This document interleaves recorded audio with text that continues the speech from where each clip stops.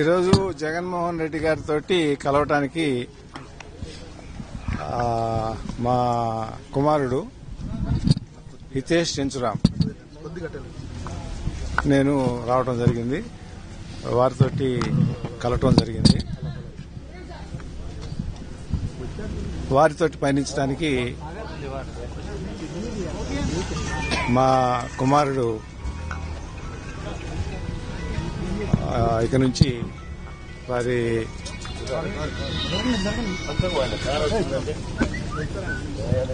తోటి పయనించడానికి నిర్ణయం చేసుకోవడం జరిగింది. ఆ విషయంగా చర్చించుకుంటూ వారిని కలవటానికి రావడం జరిగింది.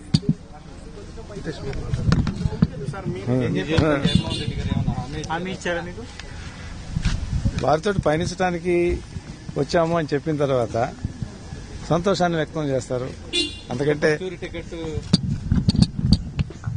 ఏదైనా ఒక పార్టీ ఒక ఫంక్షనింగ్ ఎట్లా ఉంటుంది అంటే పార్టీ నిర్ణయిస్తుంది, పార్టీ చెప్తుంది. దాని ప్రకారం నడుచుకుంటాం. మేడం బీజేపీలో ఉన్నారు కదా సార్, మరి జగన్మోహన్ రెడ్డి మేడం ఆ విషయం కూడా చెప్తానమ్మా. ఇది మా కుటుంబ విషయము. వారు బీజేపీలో ఉన్నమాట వాస్తవమే. బీజేపీలో ఈ రకంగా వచ్చినప్పుడు సహజంగానే అడగటం జరుగుతుంది.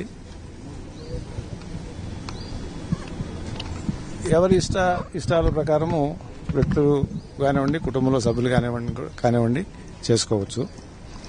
వారు చెప్పింది ఏంటంటే పార్టీ అనేటటువంటిది ఆవిడ మా కుటుంబ వ్యవహారంగా మారటం అనేటటువంటిది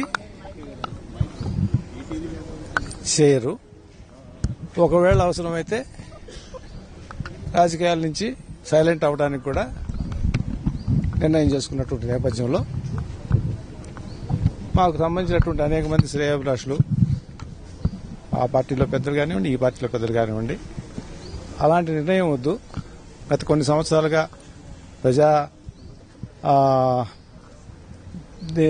ఏమంటారు జీవితంలో ఉన్నటువంటి నేపథ్యంలో ఒక మంచి వక్తగానో లేకపోతే కొన్ని మంచి పని చేయడానికో మీ యొక్క కాలాన్ని వినియోగించే నేపథ్యంలో ఉంటే బాగుంటుంది అనేటటువంటిది ఎవరి అభిప్రాయాలు ఉంటాయి. బిడ్డల అభిప్రాయాలు తోటే ఉండాలనేటటువంటిది ఏమీ లేదు. కాబట్టి ఆ వైపు పెద్దలకు కూడా అవసరమైతే విరమించుకుని ఉండటానికి కూడా అభ్యంతరం లేదని చెప్పిన మీదట అలాంటిది కాదు, పార్టీలో కొనసాగాలి అనేటటువంటి అభిప్రాయాన్ని అక్కడ పెద్దలు వ్యక్తం చేసిన నేపథ్యంలో పురంధరేశ్వరి గారు రాజకీయాల్లో ఉండేటట్టయితే ఆ పార్టీలోనే కొనసాగుతారు అనేటటువంటి అభిప్రాయంతో లేని పక్షంలో విరమించుకునేటటువంటి విధంగానే ఉంటారు అనేటటువంటిది మా యొక్క కుటుంబపరంగా తీసుకున్నటువంటి నిర్ణయము. ఓకే సరే, లేకపోతే ఇక ఆవిడ మారుకుంటుంది రాజకీయాల నుంచి, ఏం ఇబ్బంది ఏం లేదు.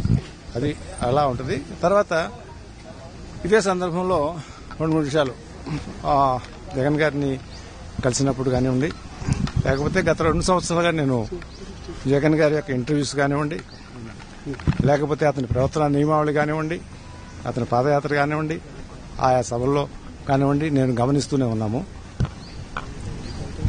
ఒక పార్టీని నడపటం అనేటటువంటిది ఎంత కష్టమో నాకు తెలియదు. ఇన్ని సంవత్సరాలు ఒక వ్యక్తిగా ఎన్నో కష్టాలకి వచ్చి ప్రజల మధ్య ఉంటూ సమస్యలను లేవనెత్తుతూ పార్టీని నడుపుతున్నటువంటి తీరు నేను నాకున్నటువంటి అనుభవంలో చాలా కష్టమైన పని. ఆ కష్టానికి దేవుడు ఫలితాన్ని చూపిస్తాడని చెప్పి నేను భావిస్తా ఉన్నాను.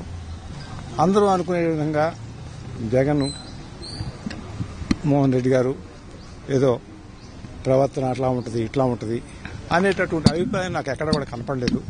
ఈ గంటనే కాదు, నేను ఈ 2 సంవత్సరాల నుంచి గమనిస్తున్నటువంటి నేపథ్యంలో ఇట్టిన వాళ్ళు చెప్పుకోవచ్చు. కానీ